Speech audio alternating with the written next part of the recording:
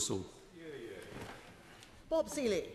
Thank you very much indeed. I'm delighted to follow the Honourable Member for Gedling, so I hopefully will follow up on a couple of points that he made. I'd like to speak briefly in support of this bill. I will be brief. Specifically, Serbia and Albania's admission to observer status for EU fundamental rights. I think it's important for us, but I think it's extremely important for those two countries, and especially for Serbia. Whether we like it or not, and clearly we don't, because we thought it had ended about 20 years ago, we are in something of a Cold War with the Russian Federation, or at least its leadership.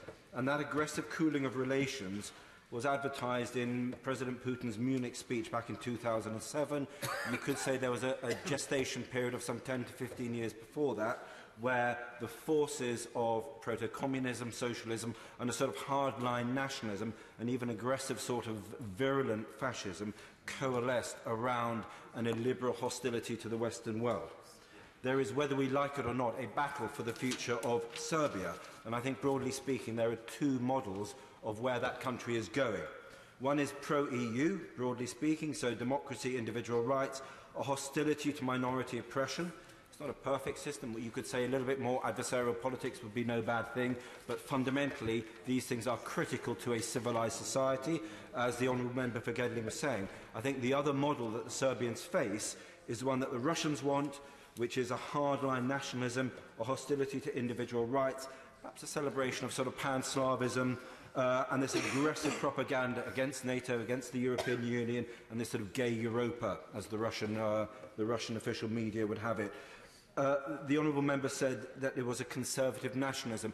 I think actually it goes beyond that. It's a sort of virulent form of illiberalism in almost all forms.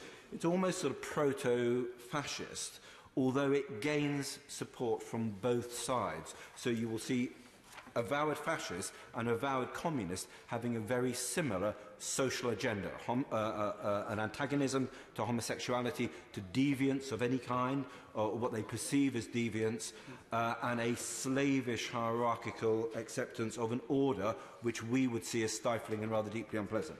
Some of the examples of this active destabilisation, which I think sadly has been engaged in the Balkans, was the recent coup in Montenegro, or the attempted coup allegedly by the GRU, Russian Main Intelligence Directorate, the handing out of Russian passports to Serbians in the Balkans to give the Russians the ability to interfere in politics in that part of the world, and potentially the worst-case scenario to create the sort of destabilising small-scale conflicts which has marked their behaviour in the former Soviet states, and a lot of economic and political pressure in mainstream Serbia to try to get that country and powerful individuals within that country to turn away from a broadly pro-Western, pro-EU model.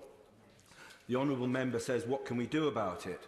From my experiences in former Soviet states, probably the easiest and critical thing is free trade, free movement, all these things with the word free in, but also the support in every conceivable way for civil society.